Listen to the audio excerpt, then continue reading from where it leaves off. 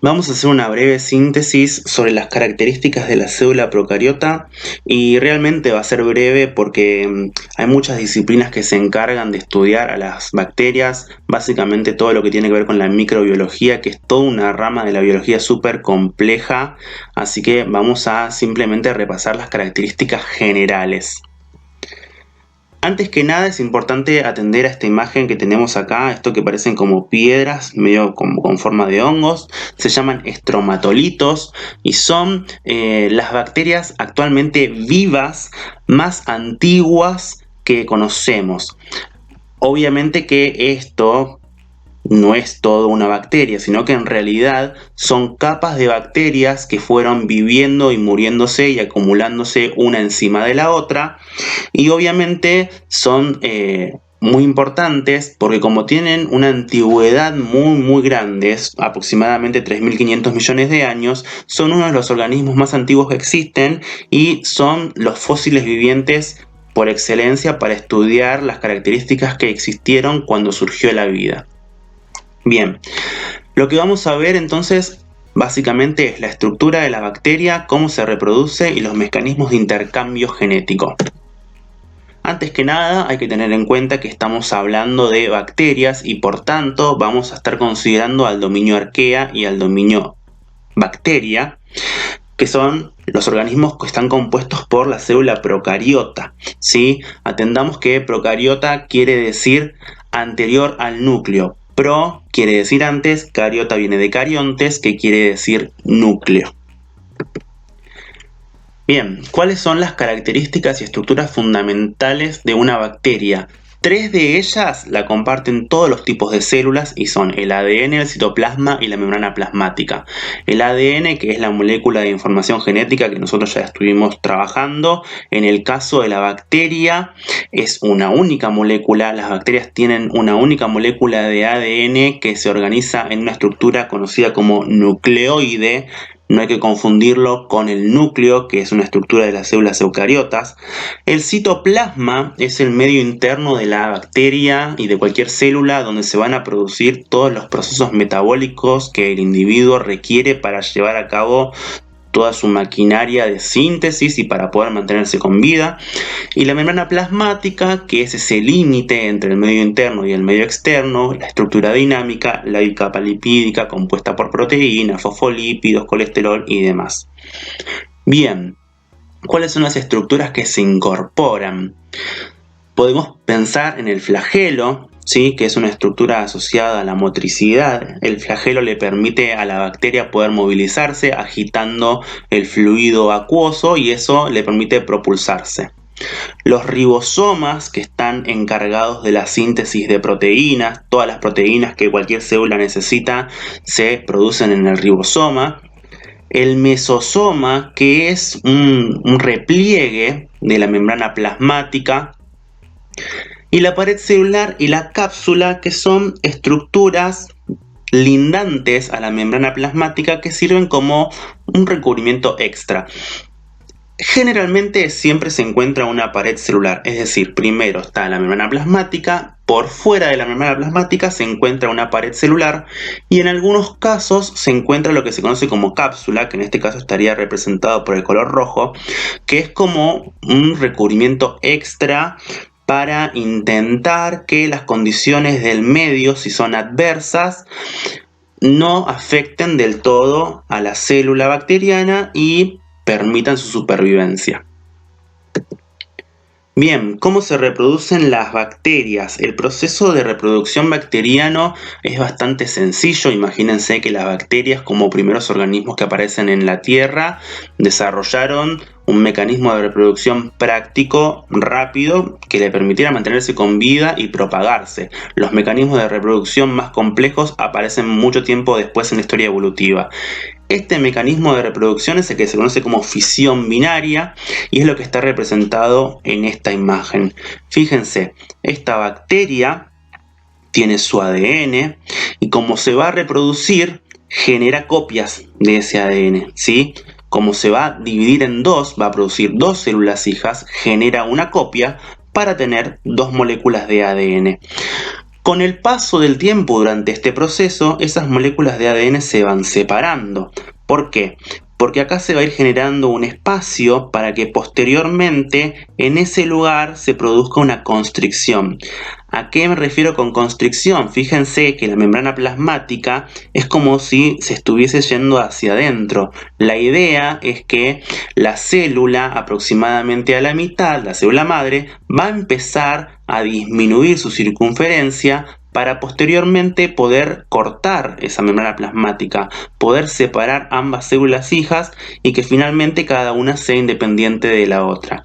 Entonces, básicamente, fisión binaria hace referencia a eso, a que una bacteria madre va a duplicar su ADN tal cual y va a producir dos células hijas que desde el punto de vista genético son idénticas, son clones a su madre porque tienen exactamente el mismo ADN. Acá tenemos el proceso nuevamente, visto desde arriba hacia abajo y teniendo en cuenta esto que yo les comentaba. Como la bacteria produce células que son iguales entre sí e iguales a la madre, estamos hablando de un mecanismo de reproducción que es asexual. No hay ningún tipo de recombinación genética. Los individuos que se producen son exactamente iguales, son clones de la madre. Acá lo que estamos viendo es una cápsula de Petri. Esto es un elemento de laboratorio. Si estuviéramos en clase lo podríamos hacer, donde lo que se hace es poner un medio de cultivo, es decir, algún tipo de sustancia del cual las bacterias se puedan alimentar. Entonces, en esa superficie las bacterias crecen y forman estos puntos de colores de distintos tamaños que se conocen como colonias. Cada uno de esos puntos tiene miles de millones de bacterias, porque piensen que la bacteria es una estructura pequeñísima. De hecho, una bacteria es generalmente 10 veces más pequeño que una célula eucariota. Así que en estos puntos, en cada uno de estos puntos, hay miles de millones de bacterias.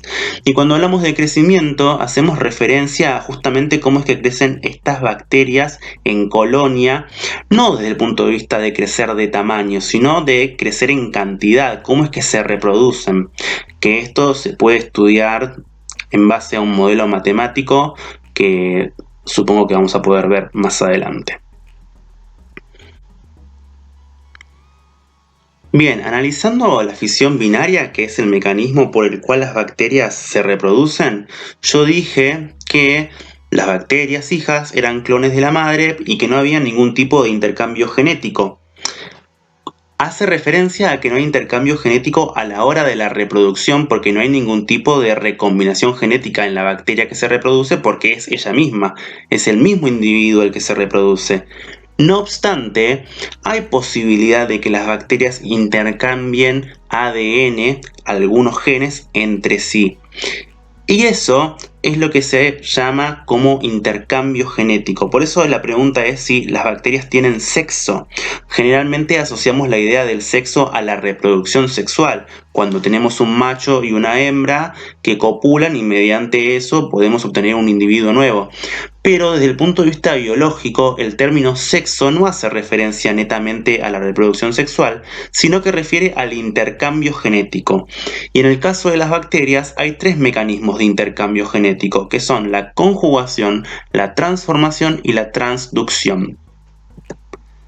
La conjugación tal vez sea el mecanismo más famoso, la imagen tal vez parezca muy compleja, pero es bastante sencillo.